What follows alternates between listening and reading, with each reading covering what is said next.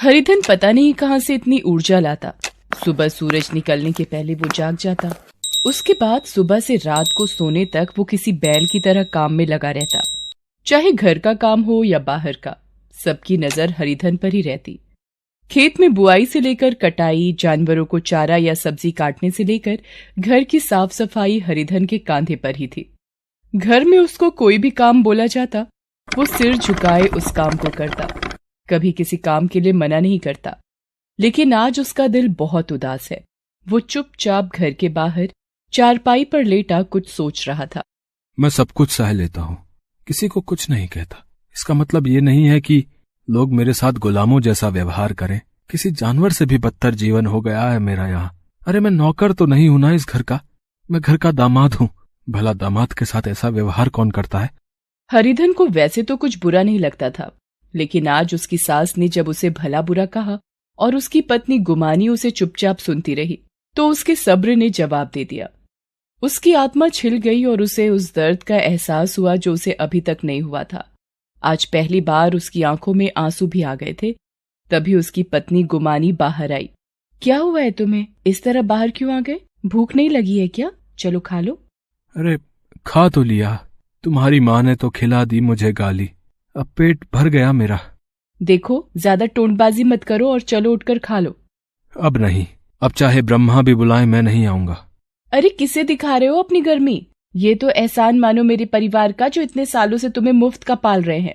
गुमानी की बात हरिधन को फिर से चुभ गई। अभी थोड़ी देर पहले उसकी सास ने भी तो यही बात कही थी उससे। मुफ्त का पाल रहे हो? हैं? शर्म नहीं आती है कहने में? सारा दिन तुम्हारे परिवार के लिए कोल्हू के बैल की तरह जुता रहता हूँ, तब जाके दो निवाले मिलते हैं, और तुम कह रही हो कि मैं मुफ्तखोर हूँ। हरिधन गुमानी से ये कही रहा था कि उसकी सास भी अपने दोनों बेटों के साथ घर के अंदर से बाहर आ गई। बाप रे, गुस्सा तो देखो इसका। ऐसा लगता है जैसे कहीं का राजकुमार है। राजकुमार नहीं, लेकिन इस घर का दामाद तो हूँ। ऐसे दामाद से तो भगवान बचाए जो बीवी के घर में ही घर जमाई बनकर सालों से पड़ा है। अपने शौक से तो नहीं आया मैं यहाँ, है? अरे आप लोगों ने ही बुलाया था, बार बार आने की मिन्नतें की थी। अब मतलब सध गया तो बेगाने बन रहे हैं? 10 साल पहले हरिधन की शादी गुमानी से हुई थी। उसकी माँ की कुछ दिन पहले ही मृत्यु होने के बाद वो बेचारा बिल्कुल अकेला पड़ गया। उसके पिता तो जब वो 9 साल का था तभी गुजर गए थे। हरिधन अच्छे घर से था, उसकी अच्छी खासी जायदाद भी थी। गुमानी के परिवार ने हरिधन के अकेलेपन का लाभ उठाया, उसे मीठी मीठी बातों के जाल में फंसाया, फिर अपनी बेटी गुमानी की शादी उससे कर दी। शादी के 1 सप्ताह बाद ही।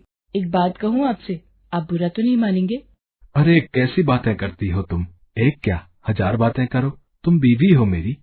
अजी मेरा मन यहाँ बिल्कुल नहीं लगता। आप तो खेत की देखरेख में चले जाते हैं, मैं पूरा दिन भूत की तरह घर में अकेली रहती हूँ। अरे काम पर तो जाना पड़ेगा ना, इतनी जमीन जायदाद है, उसकी देखभाल तो मुझे करनी ही पड़ेगी ना। हरिधन की बात सुन गुमानी घड़ियाली आंसू बहाने लगी।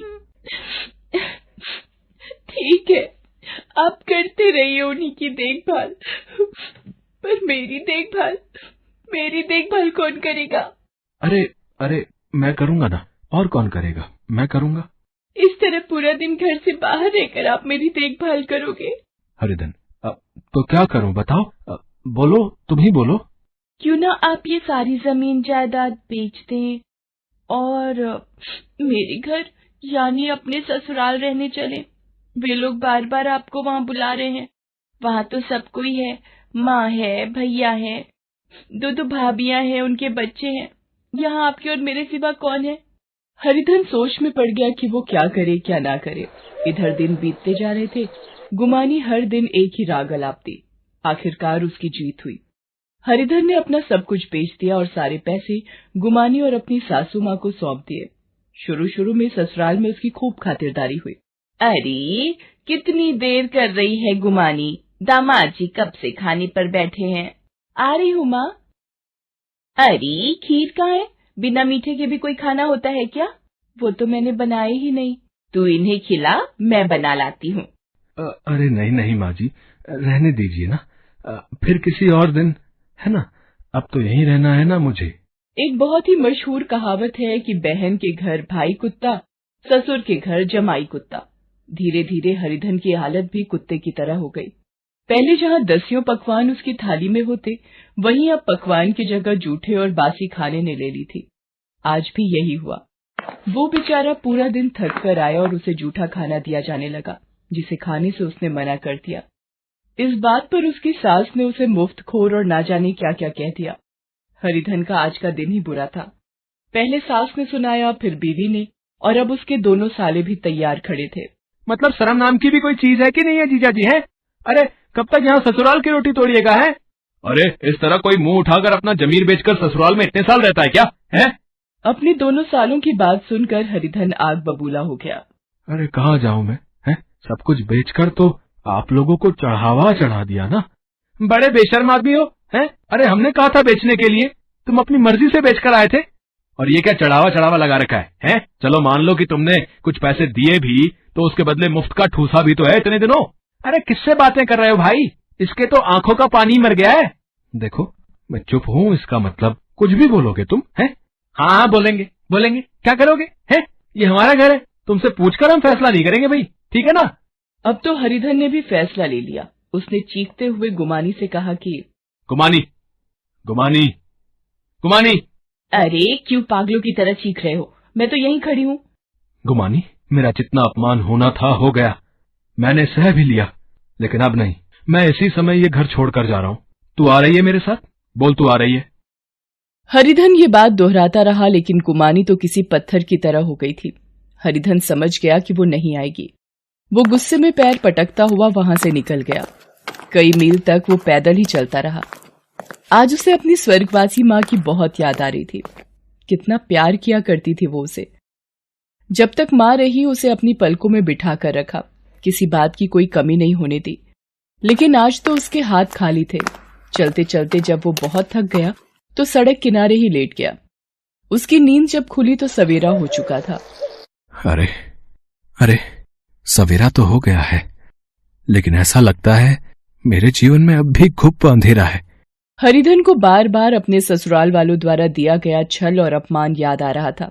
वो अपने आंसू रोकने की कोशिश कर रहा था, लेकिन वो तो रुक ही नहीं रहे थे। सुबह से शाम हो गई। वो एक पत्थर की भांति सड़क के किनारे पड़ा रोता रहा। आने जाने वाले लोग उसे घूर घूर कर देखते रहे। अब तो उसे भूख भी लगने लगी थी। भूख से पेट दर्द कर रहा है, जेब में फूटी कौड़ी भी नहीं है, क्या करूं मैं? वो ये सोच ही रहा था कि उसने देखा कुछ लोग सिर पर बोरा ढोकर एक गोदाम तक पहुंचा रहे हैं।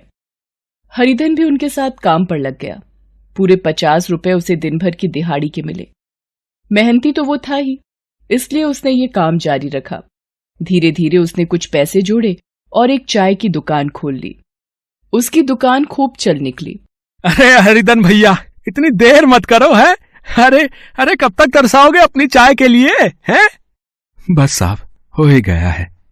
कहते हैं मेहनती लोगों के दरवाजे पर लक्ष्मी मैया खुद खड़ी रहती हैं। हरिधन की छोटी सी चाय की दुकान पहले एक छोटे से होटल में बदली, फिर रेस्टोरेंट में, उसके बाद शहर के सबसे बड़े होटल में।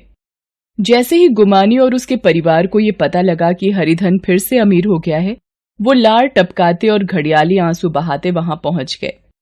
अरे दामाद जी, मैं तो आपकी माँ जैसी हूँ, भला माँ की बात का कोई बुरा मानता है?